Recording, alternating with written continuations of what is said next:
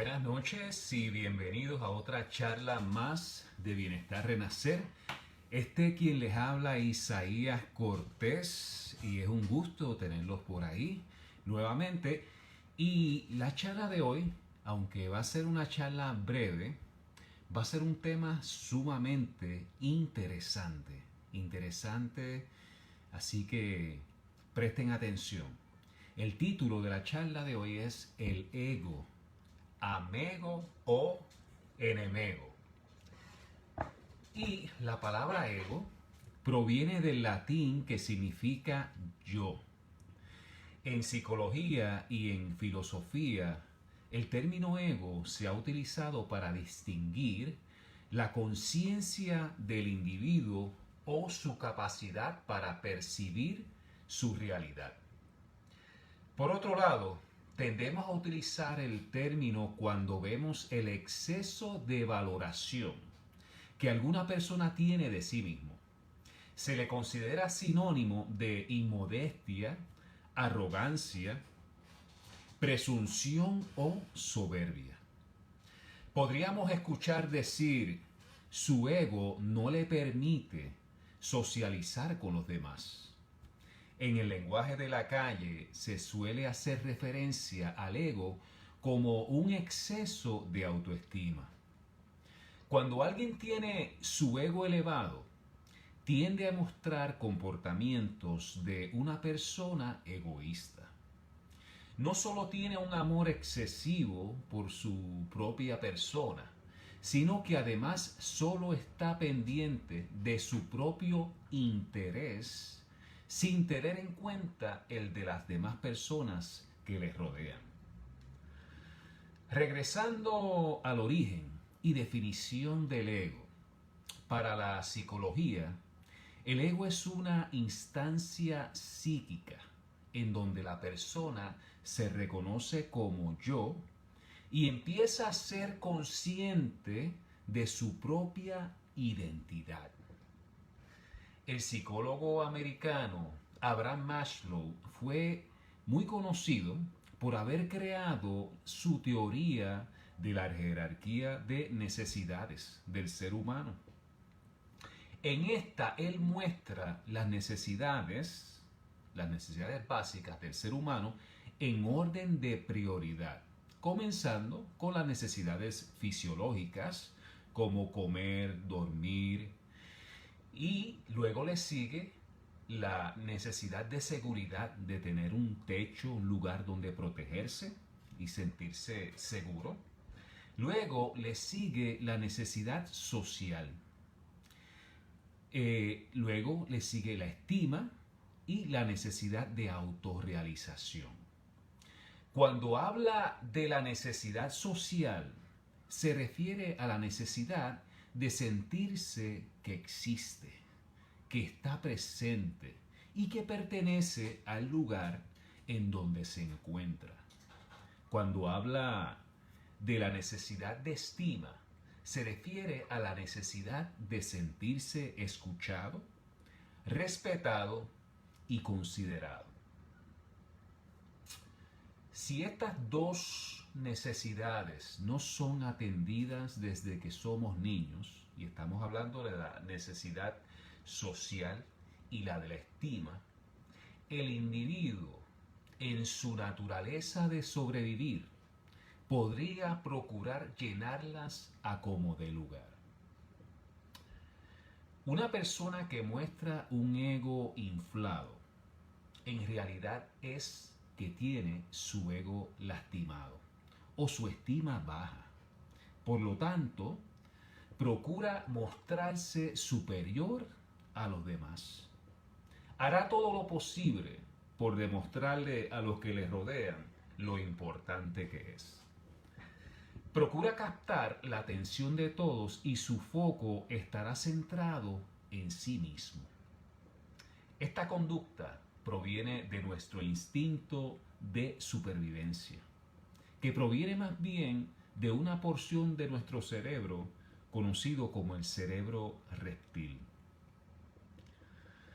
Una persona que no ha repasado o trabajado con su yo, con su yo interior o su identidad propia, podría tener una sensación de insuficiencia interna en el aspecto de su estima y por ende su ego se podría ver lastimado. Cuando trabajamos con nuestra identidad, estamos repasando nuestros atributos, nuestras virtudes y nuestras áreas para mejorar.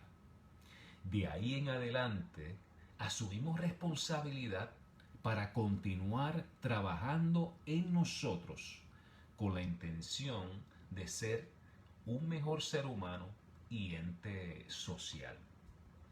Ahora, les voy a compartir algunos comportamientos característicos que pudiéramos ver en estas personas.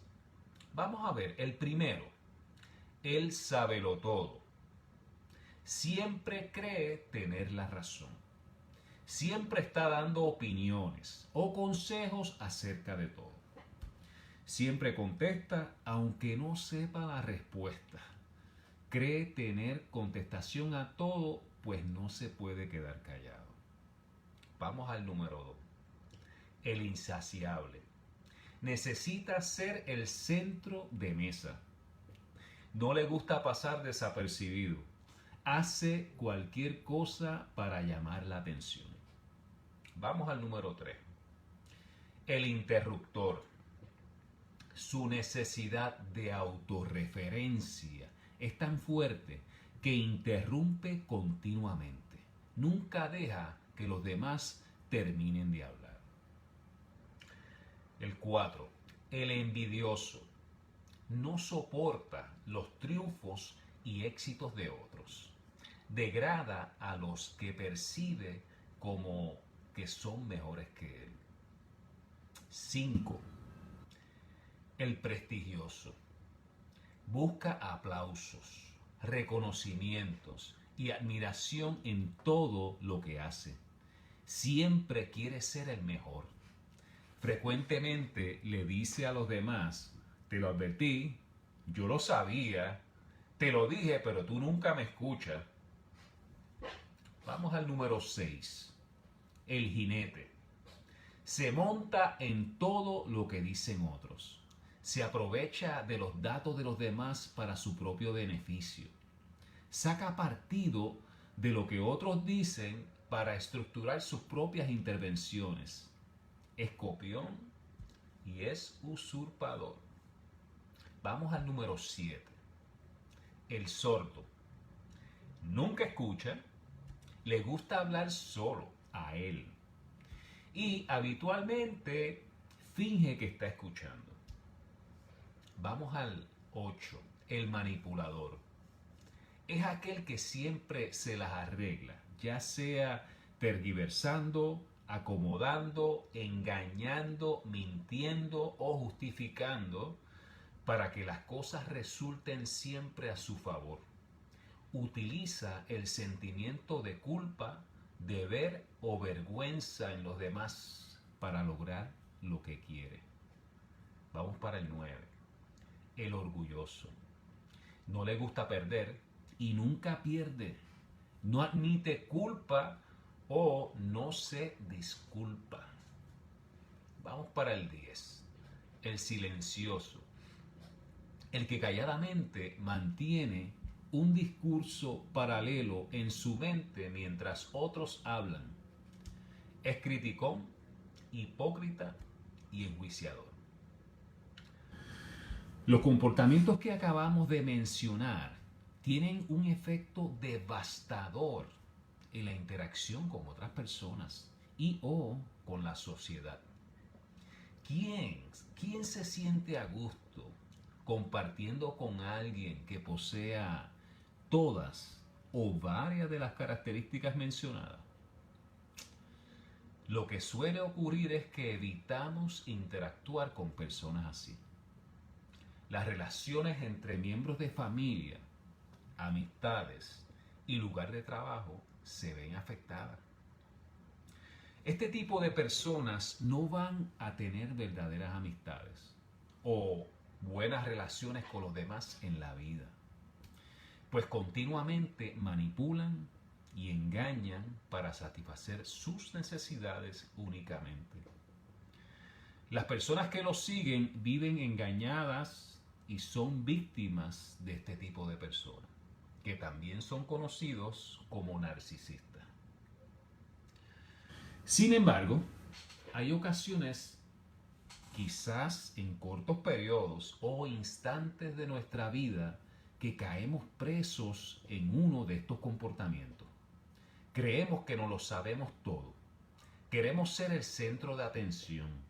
Interrumpimos a los demás mientras hablan. Nos da envidia los logros de otros. Necesitamos ser reconocidos todo el tiempo. Pretendemos escuchar, pero no escuchamos, sino que nos entretenemos en lo que queremos decir. Y tendemos a manipular las cosas para lograr lo que deseamos. Cuando identificamos uno o más de estos comportamientos en nosotros, ya hemos dado el primer paso, que es reconocerlo. Esto no es para entrarnos a palo, sino para identificar esas áreas de mi identidad que deseo transformar. La manera para manejarlo o para manejar nuestro ego es monitoreándonos, observando continuamente nuestro comportamiento y manera en que reaccionamos o respondemos mejor ante las situaciones que se nos presentan. Al hacer esto, estamos modificando a lo largo del tiempo nuestra propia identidad. Una persona con un ego bien manejado podría interactuar e influenciar espectacularmente con todos los que están a su alrededor. Así que con esta los dejo. Buenas noches y será hasta la próxima.